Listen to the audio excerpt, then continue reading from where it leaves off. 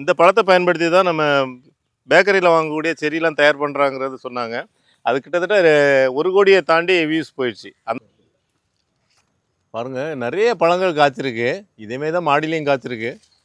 எவ்வளோ கொத்து கொத்தாக காய்ச்சிருக்கு பாருங்கள். மற்ற கருப்பு நாவலோட அதிகமாக காய்க்கிறதா நான் நினைக்கிறேன். அதேமாதிரி ஒரு இளங்காயாகவும் பறிச்சிக்கலாம். இதையும் ஒன்று பறித்து பார்க்கலாம். இது எப்படி எது விளைஞ்சிருக்கு, புளிக்குதா இனிக்குதா, காயாக இருக்கும்போது எப்படி இருக்குங்கிறத நம்ம செக் பண்ணி பார்க்கலாம்.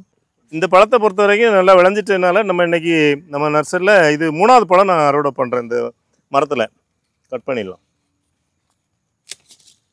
ஒரு சூப்பராக இருக்கும்.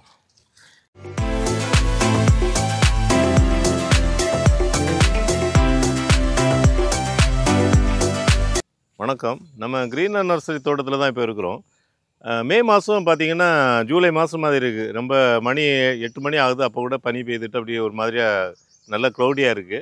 ஏன்னா அங்கங்கேயும் மழை பெய்துட்ருக்கு. அதாவது மே மாதம்லாம் பார்த்திங்கன்னா நல்லா வெயில் அடிக்கிற காலம். ஆனால் டோட்டலாக தமிழ்நாடு ஃபுல்லாகவே கிளைமேட் சேஞ்ச் ஆகிருக்கு. அது ஒரு பக்கம் இருந்தாலும் நம்ம இப்போ தோட்டத்தில் இருக்க செடிகளை பார்க்க போகிறோம். பழ செடிகளை பார்க்க போகிறோம். பழங்கள் காய்ச்சிருக்கிறத பார்க்க போகிறோம். ஏன்னா இது நம்ம 2 வருஷத்துக்கு முன்னாடி முக்கனி திருவிழா நடத்தும்போது இந்த பழத்தை காமிச்சு ஒரு வீடியோ பதிவு பண்ணியிருந்தோம். பண்ருட்டியில் பலாப்பழத்தை பற்றி பிரபல்யப்படுத்திகிட்டு இருக்கக்கூடிய ஹரிதா சார் வந்து ஒரு ஷார்ட்ஸ் பேசியிருந்தாங்க. இந்த பழத்தை பயன்படுத்தி தான் நம்ம பேக்கரியில் வாங்கக்கூடிய செடியெலாம் தயார் பண்ணுறாங்கிறது சொன்னாங்க. அது கிட்டத்தட்ட 1 கோடியை தாண்டி வியூஸ் போயிடுச்சு. அந்த மாதிரி ஒரு முக்கியமான செடி எங்களுக்கு இது. ஏன்னா இது ஒரு சாதாரண செடியாக நடவு பண்ணணும். அது வந்து பார்த்திங்கன்னா எங்கள் நர்சரியை உலகுக்கே தெரிகிற மாதிரி பண்ண ஒரு செடி. அது வந்து நாங்கள் ஆக்சுவலாக தரையில் நடக்கூட செய்யலை. அப்படியே கவரில் வச்சது கவர்லேயே இருக்குது. கிட்டத்தட்ட ஒரு 6 வருஷம் செடி. இது எவ்வளோ காய்கள் இருக்கு பாருங்கள். இது வந்து பரிச்சயம் ஆளாது, நிறைய இருக்குது காய்கள். இதனுடைய பயன்கள் பெரும்பாலும் இப்போ எல்லாருக்குமே தெரிஞ்சிருக்கும்.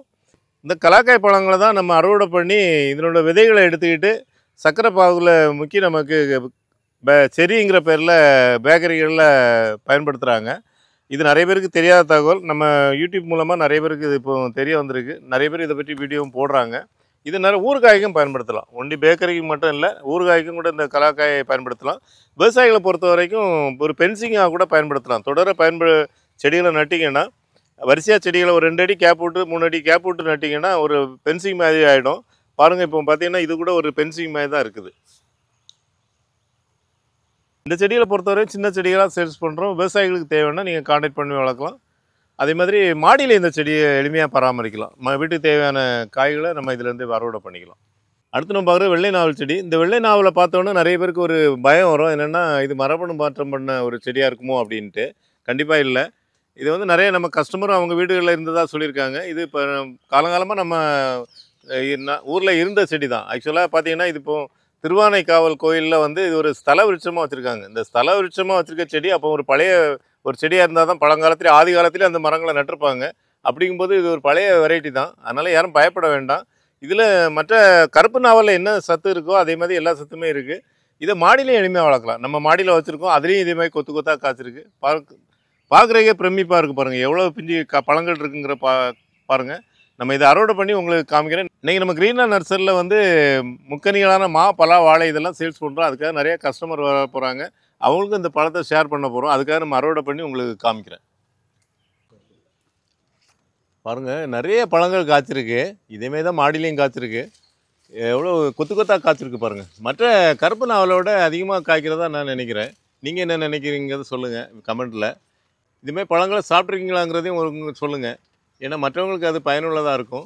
நல்லா ப்ளஷ்ஷும் நல்லாயிருக்கும் பாருங்கள். ரொம்ப இதுக்கு பராமரிப்பு தேவையில்லை. பொதுவாக இந்த நாவல் செடியை பொறுத்த வரைக்கும் இந்த மாதிரி ஓட்ட ஓட்டையாக வரும். இந்த இலைகளில் புள்ளிகள் வரும். ஏதாவது பூச்சிகள் கடிச்சு இதுக்காக தனியாக பூச்சி மருந்து எதுவும் ஸ்ப்ரே பண்ண வேண்டியதில்லை. இயற்கையாக வந்து இயற்கையாகவே போயிடும். இந்த வாட்டர் ஆப்பிள்லேயும் இந்த நாவல்லையும் அது ஒரு இது. ரெண்டாவது இந்த நாவலை பொறுத்த வரைக்கும் ஒரு மோசமான பூமியாக இருந்தால் கூட ஒரு கலர் பூமியில் கூட இது நல்லா வளரும். அந்த மாதிரி ஒரு ரகம் இது. அது சாப்பிடும்போது உங்களுக்கு சாதா நாவல் பழம் மாதிரி தான் இருக்கும். இந்த விதைகளை சேர்த்து சாப்பிட்டோன்னா அது கருப்பு நாவலில் எப்படி நமக்கு தோற்பு தன்மையோடு இருக்குதோ அதேமாதிரி தான் இருக்கும். ஒரு இனிப்பும் தோற்பும் கலந்த சுவையில் இருக்கும்.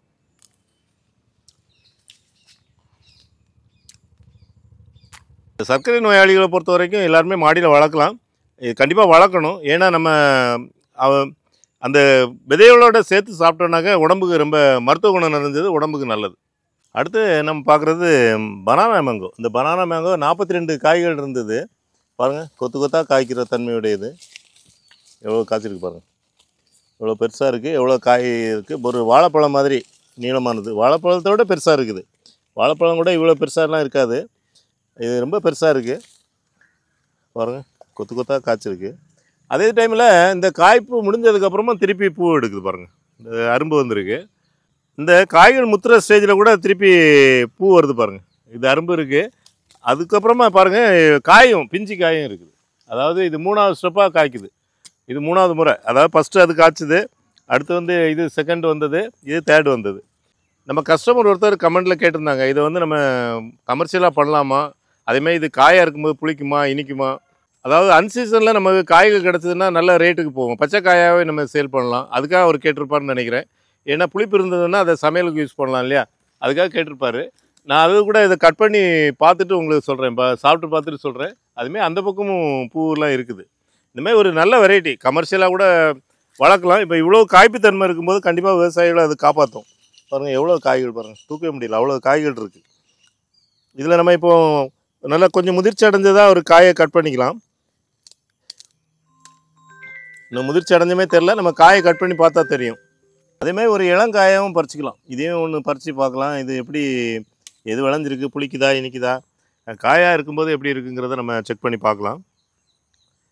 ஒரு நல்ல பால் வருது. இந்த பால் வர்றதை பார்த்தா விளையலைன்னு தான் நான் நினைக்கிறேன். கட் பண்ணி பார்த்தா கண்டிப்பாக தெரிஞ்சிடும். ஓகே சார், வணக்கம். இப்போது மாவன் செடியில் வந்து பனானா மேங்கோ எப்படி இருக்குன்னு கேட்டிங்க. நான் இப்போ எங்கள் தோட்டத்துலேருந்து பறிச்சிட்டு வந்த மாங்காய் உங்களுக்கு கட் பண்ணி கொடுத்துருக்கேன். அதுக்கு முன்னாடி நீங்கள் நிறைய வெரைட்டி, கிட்டத்தட்ட எத்தனை வெரைட்டி வச்சுருக்கீங்க?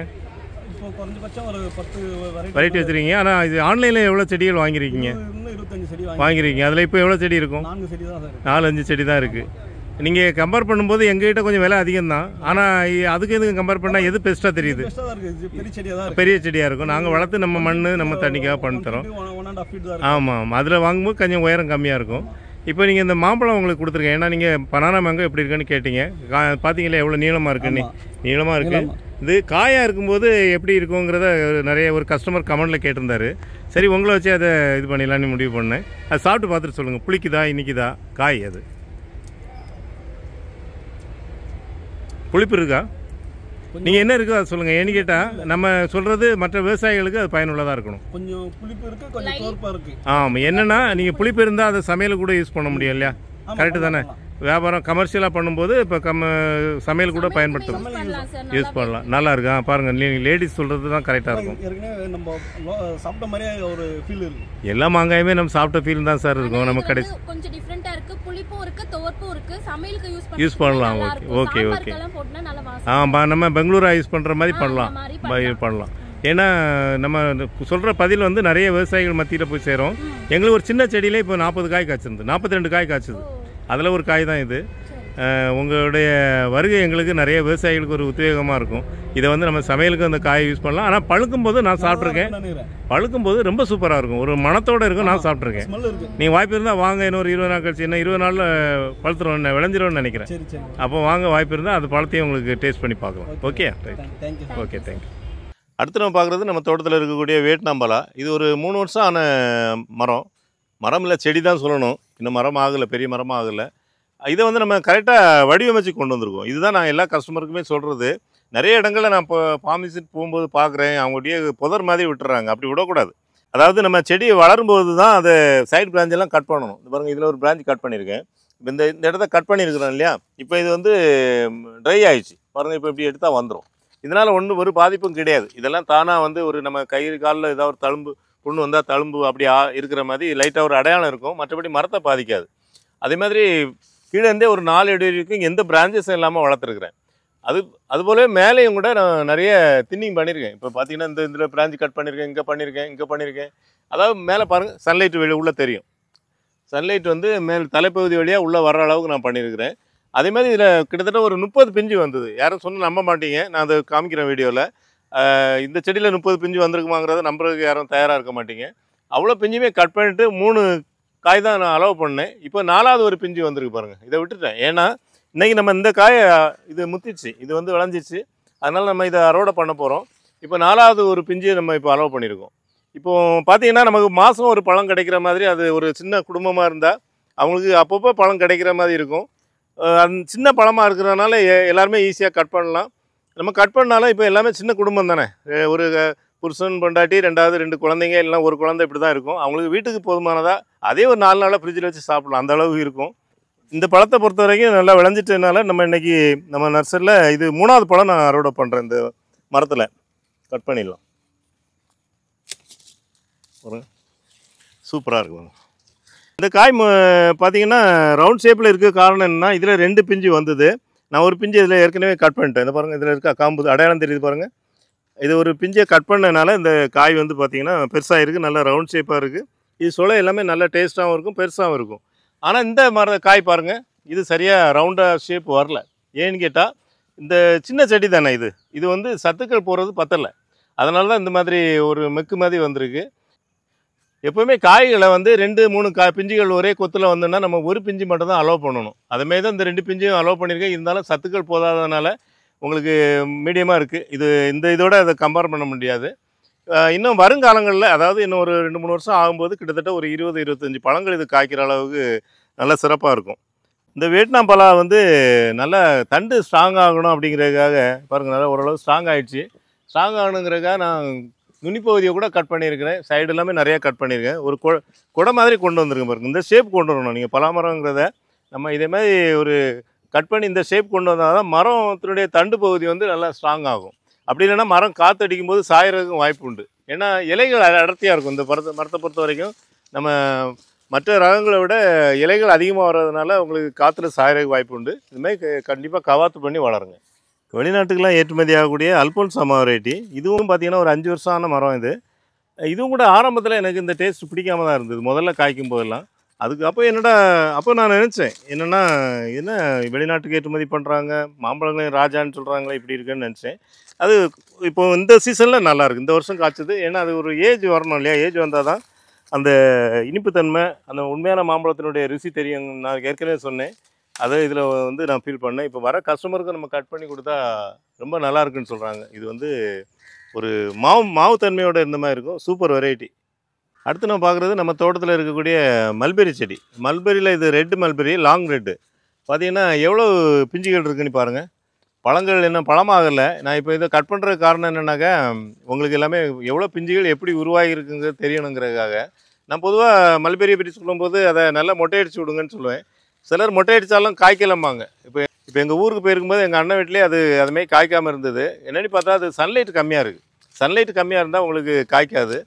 நாங்கள் ஏற்கனவே கட் பண்ணியிருக்கோம் பாருங்கள். இந்த இடத்துல கட் பண்ணியிருக்கோம், இதை கட் பண்ணியிருக்கோம், இந்த தண்டை கட் பண்ணியிருக்கோம், இதை கட் பண்ணியிருக்கோம். எல்லாமே கட் பண்ணனால தான் அதுலேருந்து இது பழங்கள் வந்திருக்கிறத பார்க்கலாம். நீங்கள் இப்போ கட் பண்ணால் தான் கண்டிப்பாக காய்க்கும், இல்லைன்னா காய்க்காது. அப்படியே உங்களுக்கு காய்க்காமல் இருந்ததுன்னா கண்டிப்பாக அது சன்லைட் பத்தலைன்னு தான் அர்த்தமே ஒழிய வேறு எதுவும் காரணம் கிடையாது. இது சாதாரணமாக எளிமையாக பராமரிக்கக்கூடியது. அதனால் இதுக்கு எதுவும் பூச்சி தொல்லையெல்லாம் கிடையாது. மாடியிலே எளிமையாக பராமரிக்கலாம். நல்ல சத்துக்கள் நிறைஞ்ச ஒரு பழம் தான் இதுவும். இந்த கவாத்தை பற்றி சொல்லும்போது நான் சாதாரணமாக சொல்லுவேன், நீங்கள் நல்லா மொட்டை அடித்து விடுங்கன்னு. எங்கள் கஸ்டமரே ஒருத்தர் வந்து செடியை வச்சுக்கிட்டு ஒரு 2 மாதத்துலேயே கட் பண்ண ஆரம்பிச்சிட்டார். கட் பண்ணி செடியை வளரலை. அதுக்கப்புறம் போட்டோ கொண்டு காமிச்சாப்புல, சார் இவ்வளோ கட் பண்ணக்கூடாது, செடி இதுமாதிரி இந்த பாருங்கள், இந்த செடியில் வந்து நம்ம ஒரு 3 அடிக்கு மேலே தான் கட் பண்ணி வளர்த்துருக்கோம், இதுமாதிரி தான் கட் பண்ணணும்னு சொல்லும்போது, சார் நீங்கள் தானே வீடியோவில் சொன்னீங்க கட் பண்ணி வளருங்க, நீ சும்மா சொல்லிகிட்டே இருக்கிறீங்க, அதான் நான் கட் பண்ணேன் அப்படின்னாரு. அதுமாதிரி நீங்கள் கொஞ்சம் புரிஞ்சுக்கிங்க. அதாவது எந்த செடி நட்டாலும் அதுக்கு ஒரு வருஷமோ 2 வருஷமோ செடியை வளர விடணும். வளர தான் கட் பண்ணணும். பாருங்கள், இங்கே இவ்வளோ வளர்ந்ததுக்கப்புறம் தான் நான் ஃபஸ்ட்டு கட்டிங்கே கொடுத்துருக்கேன். அப்படியே அப்பப்போ கட் பண்ணி வளர்க்கணும். ஒரே டைமில் கட் பண்ணக்கூடாது. மாமரத்தை பொறுத்த வரைக்கும் அது சீசன் இருக்குது. ஆடி மாதத்தில், அதாவது ஜூன் ஜூலையில் அதை பழங்கள்லாம் அறுவடை பண்ண பிறகு கவாத்து பண்ணலாம். இந்த செடிகளை பொறுத்த வரைக்கும் அது சீசன்லாம் தேவையில்லை. ஒரு வாட்டி இப்போ காய்ச்சி முடிஞ்சிடுச்சுன்னா நம்ம கட் பண்ணோன்னா திருப்பியும் உடனே காய்க்க ஆரம்பிக்கும். இப்போ நம்ம நர்சரிக்கு வந்து 2 கஸ்டமர் வந்திருக்காங்க. ரொம்ப பெரிய கஸ்டமர், விஐபி கஸ்டமரு. உன் பேர் என்ன சொல்லு? நிஷாந்த். உன்னோட பேர்? சந்தோஷ். என்ன படிக்கிறீங்க? நான் தேர்ட் முடிச்சு போர்த்தி யூகேஜி முடிச்சு ஃபர்ஸ்ட் ஸ்டாண்டர்ட். ஓகே, நீ தான் எல்லாமே பேசுவல. என்ன படிக்கிறமா? ஃபர்ஸ்ட் ஸ்டாண்டர்ட் போறியா? சரி, ஓகே. என்ன செடிலாம் வாங்க வந்தீங்க? என்ன வாங்கியிருக்க அதை காமி. என்னென்ன செடி அதை சொல்லு. Thailand mango, banana mango, Poonamallee, இல்லை பூங்கதம். பூங்கதலியா? சரி, பூந்தமல்லி இன்ட்டியா தான் ஷாக் ஆயிடுச்சு. இதுக்கு ரெண்டுக்கு என்ன டிஃபரன்ஸு?